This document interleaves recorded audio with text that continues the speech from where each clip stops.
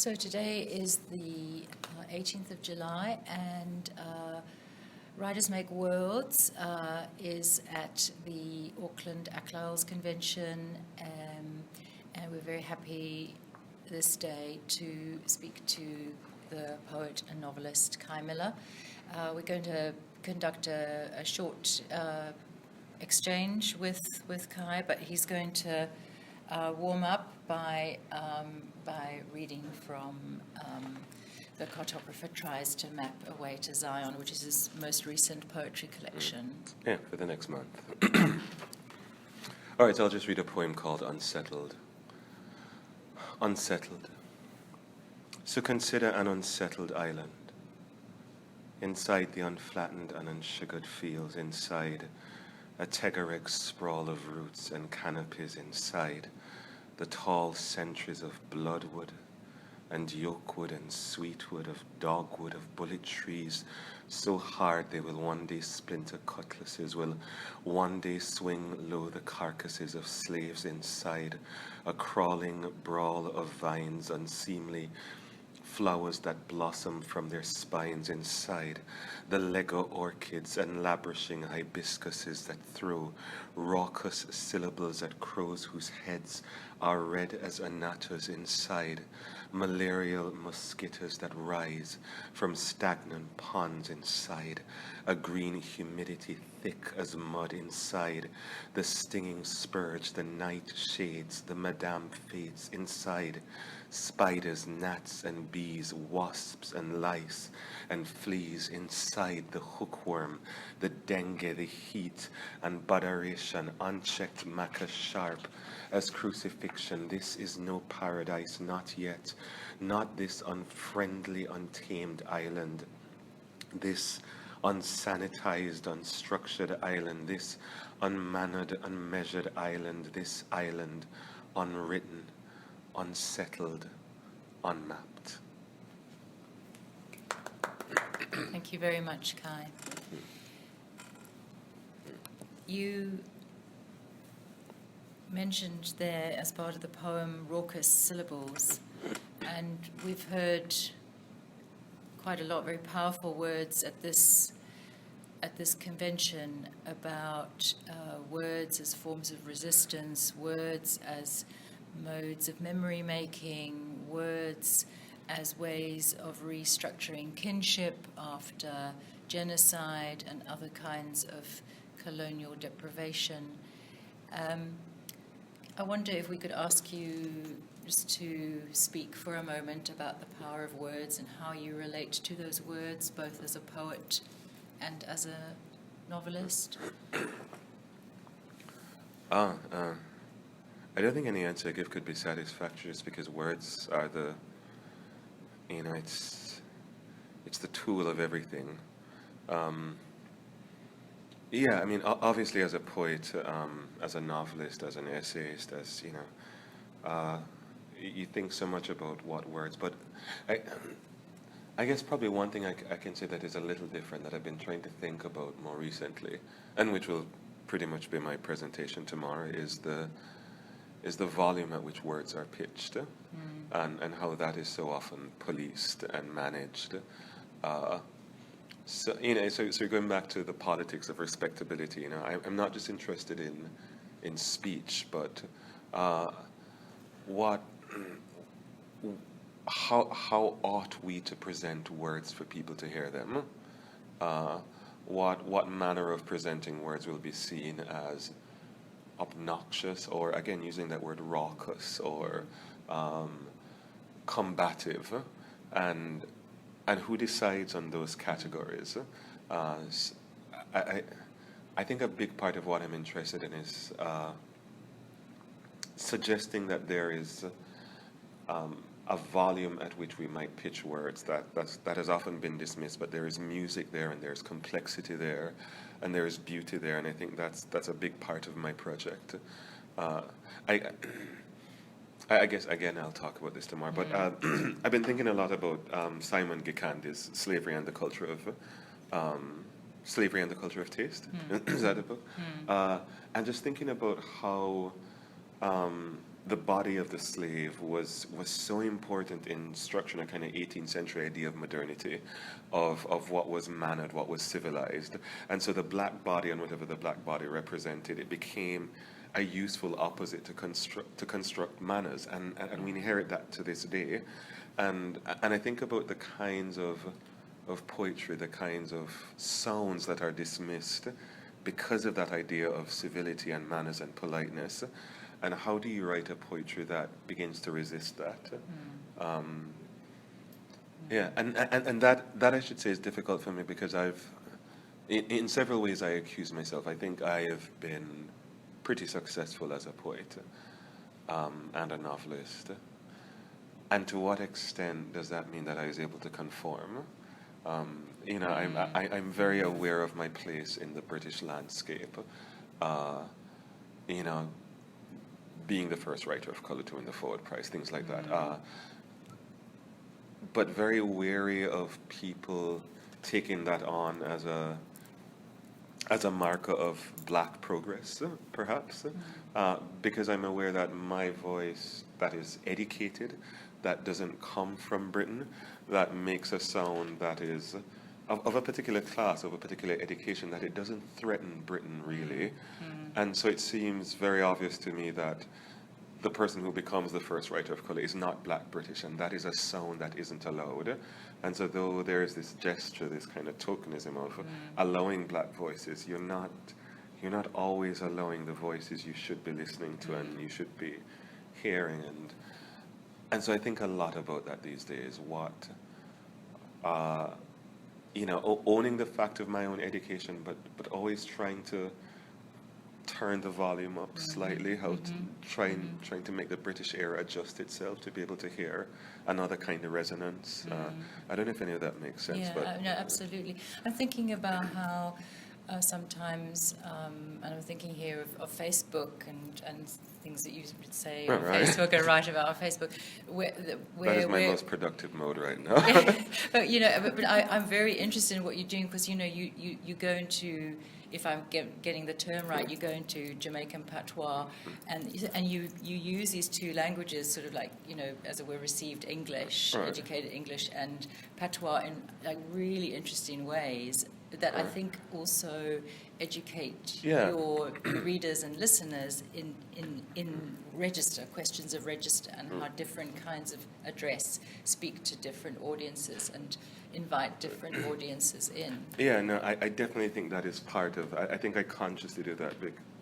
Suddenly being aware of the last 3 years that way too many people follow me on Facebook, and it becomes this weird kind of performance on audience. But how do you, and that those audiences are so different from, because there's so many Jamaicans who are part of that audience, there's so many people who come from the academy necessarily, and how do you just adjust your ear slightly to that I am performing really rigorous discourse here, or I am thinking through something very complex, but that complexity can be housed in a variety of language, or needs to be housed in a variety of languages, and I will take you through that and allow you to grow accustomed to these sounds. So that is.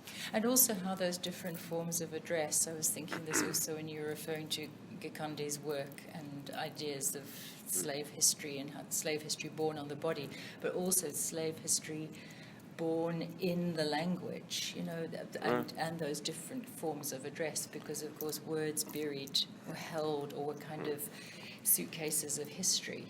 Right. Referring back to the African continent, for example. Yeah.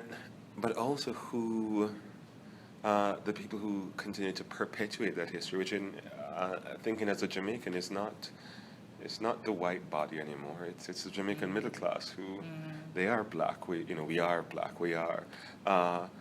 But what are we perpetuating? What do we value? What do we silence? And on what grounds do we do that silencing? And so that work of continuing colonialism, through black bodies, through black ideas of what is decent, blah blah blah. I mean, it continues. So that work of dismantling becomes so much harder when the person perpetuating it is often given a kind of a free ride because you don't look like the person who is perpetuating colonialism. So yeah. Swiveling a little to Britain today, Yeah. because one of the main audiences that we're hoping to invite in with this website project is,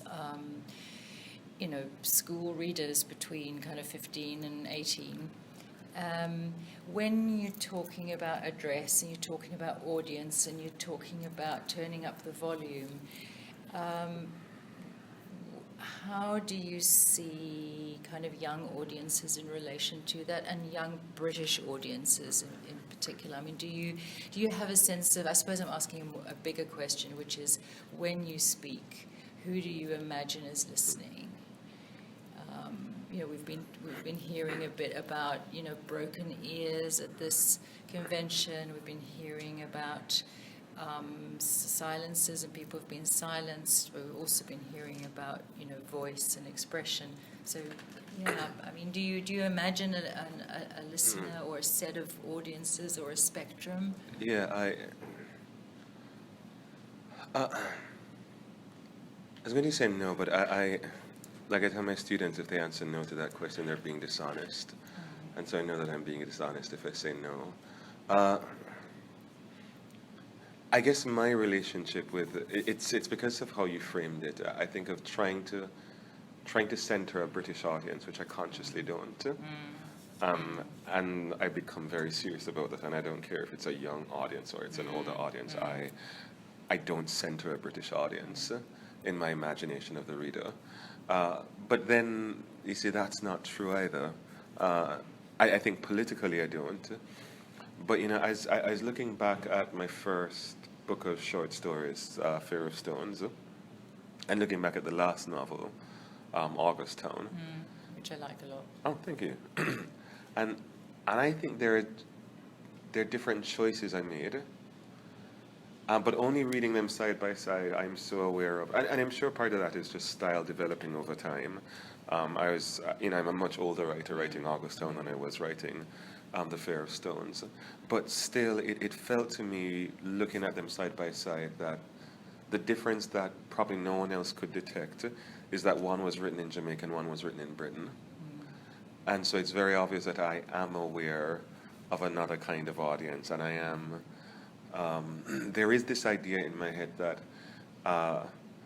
I don't want to push you away from the text, and though I want to stay true to the sounds and the soundscape of this island that I'm writing about, I want to invite you into that sound, but at the same time, I guess my conscious mind goes, I do not mind. I don't mind anyone overhearing what I'm saying, and in a way, I've written it for it to be overheard. But it's not just about politics; it's about aesthetics as well. I genuinely believe that you are a better writer if you write it as if you are writing to your next door neighbor, and if you allow a kind of the wrong audience to become central, to be centered, if you are concerned by their ears and what they're hearing, then the writing becomes bad. And so it's a question of aesthetics to me, not just politics. If I want to write as well as I can, I can't have a British audience consciously centered. But I've written it for the British audience to overhear.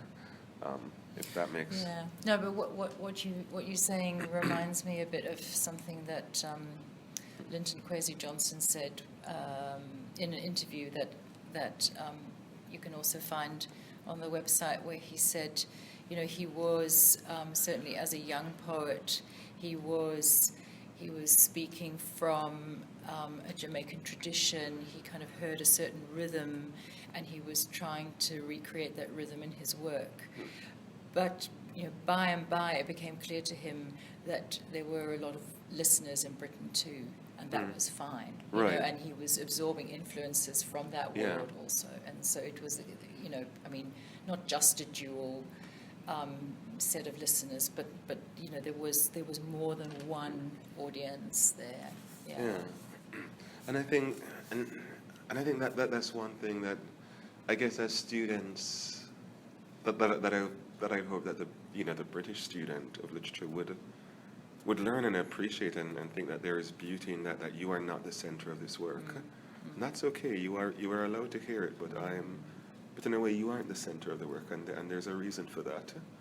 And you have to, there's growth that comes from understanding the reason of you're not being centered. And so the act of reading becomes a kind of self-translation. You know, you kind of migrate yourself into the worlds that the poems or the stories are opening up for you. And you migrate to their center, which is important. Yeah. Or you inhabit different centers. Yeah. We were going to make this short and sweet, but I think it's only fair to offer you a moment of reflection, or to say something that you may feel we haven't touched on. We haven't touched on so much, but oh God, I can't. I mean, could you tell us a little bit about the new collection of poems? Oh right. So it's called In Nearby Bushes, and again, that. It's a title that I love because, again, that idea of centering. All my British friends asks, that's an intriguing title. What does that mean? And all my Jamaican friends say, "Oh my God, why are you writing about that?" And it just has a particular resonance in Jamaica. So that phrase "in nearby bushes" is one that it's a part of every news story and every newspaper article. You hear it every day. The gunmen escaped to nearby bushes.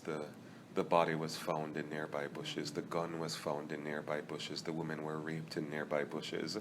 And just over and over again, it's this place that's imagined as close by and dangerous. And I use the word place oddly because, this is really my continuation of being fascinated by place and what makes a place a place. Because if it's in nearby bushes, it's not quite a place because it's not set, it's not solid. So it's a placeless place, which could be anywhere and could be everywhere. And the poems take place in that amorphous space, and I feel they're dangerous. And but the nearby bushes is the home of the Maroons as well. And so what kind of magic happens in the nearby bushes, and what kind of possibilities are offered there?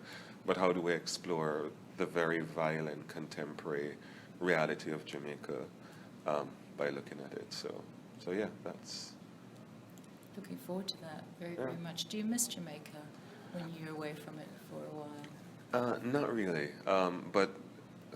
but I go back way too often. I probably go back every 3 or 4 months. To keep tuned into its rhythms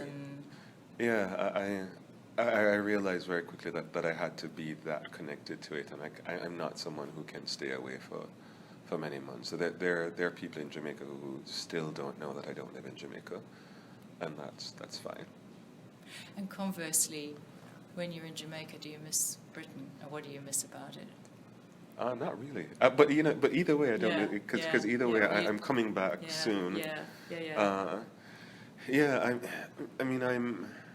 I'm very conscious that my literary life, that my life as a writer, was made possible by England, and especially because I've been trying. Probably midlife crisis. I turned 40 last year, so I think, what do I want to do now? Or where do I imagine the rest of my life?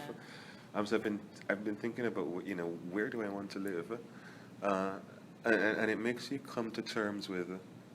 I think it's easy for the post-colonial subject to just dismiss Britain, and I think there's a lot to dismiss, but I think I have to be honest about what was made possible by Britain, both just as a writer, but intellectually because of so many of my colleagues. Just being in the academy, being in a place where you can have conversation with certain people, it's just made a lot possible. And so, I'm still thinking through that, but I think if I left, I would miss that, the conversations that I've been able to have, and that's kind of, the Bible says, iron sharpens iron, iron sharpeneth iron, and I think it's been a place of irons. Yeah. Well, on the note of iron possibility, we can close. Thank you so much. Okay, thank you. Thank you.